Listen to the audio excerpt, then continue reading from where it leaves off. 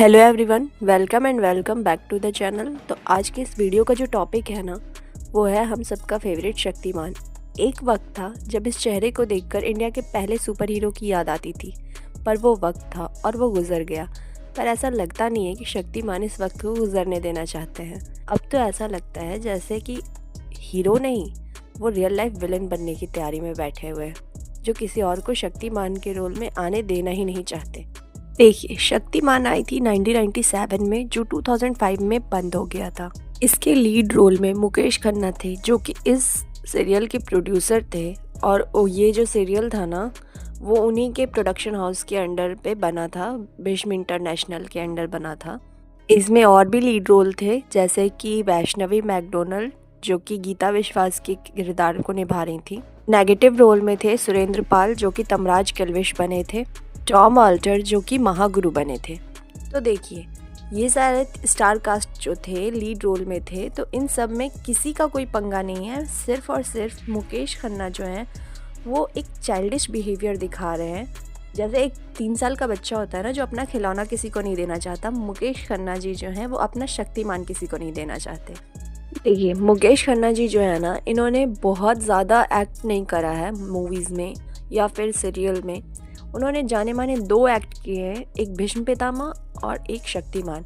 और ये दोनों रोल करने के बाद ना, वो ऐसा लग रहा है कि जैसे इस एक्ट से ना वो बाहर ही नहीं निकल पाए हैं।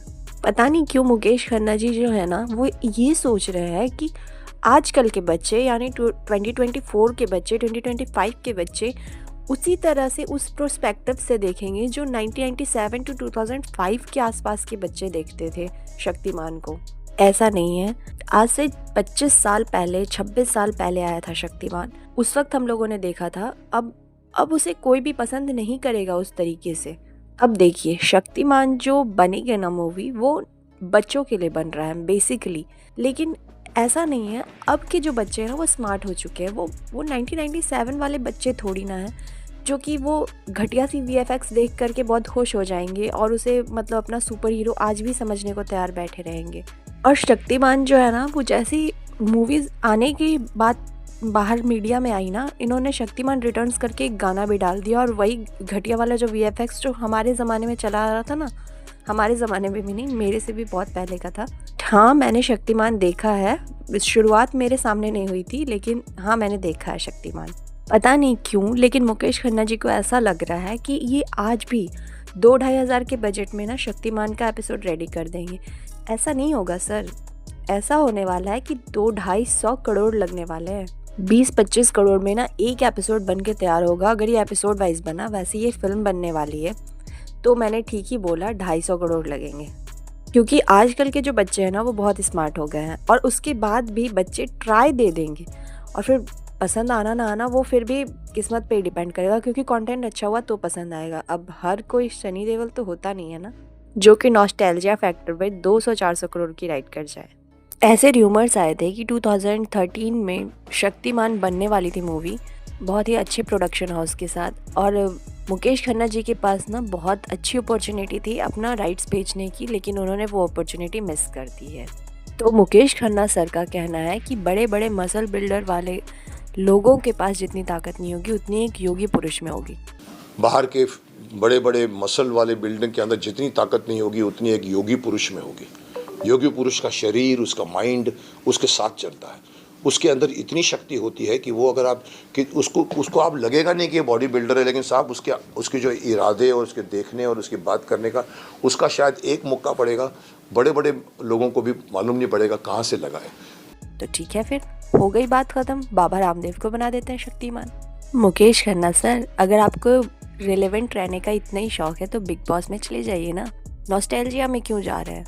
कर रहे हैं, आप बनाने की बात कर, आप कहते हैं कि आप तो आप बोलिए कि शक्तिमान आप क्यों नहीं बन जाते, ये आप बोलना चाहते हो? करेक्ट।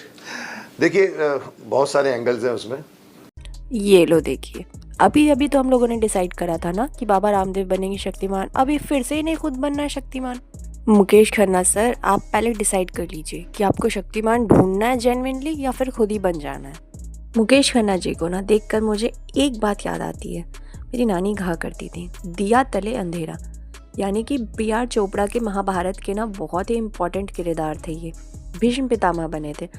और ये महाभारत के इतने इम्पोर्टेंट किरदार होने के बावजूद ये एक बात याद नहीं रख पाए भगवान कृष्ण की कि परिवर्तन ही संसार का नियम है। देखिए, ये एग्जाम्पल देने का मेरा ये मकसद नहीं था कि मैं किसी को भी हर्ट करूं, बट हाँ, ये एग्जाम्पल देकर मैं ये समझाना चाह रही थी कि हमारे ज़माने के कुछ जो बुज़ुर्ग लोग होते थे ना, मतलब ऐसे हमारे ज़माना चल ही रहा है अभी, मतलब इस ज़माने में कुछ ऐसे लोग हैं ना जो पुराने ज़माने के थे, बुज़ुर्ग लोग, जो कि उन्होंने कुछ अच्छा टैलेंट था उनमें, उन्होंने कुछ अचीव करा था, लेकिन वो किसी वक्त पे करा था, कोई नया आर्ट फॉर्म लाए थे तो वो उस वक्त पे नया था ना, ये वक्त तो वो बीत गया ना।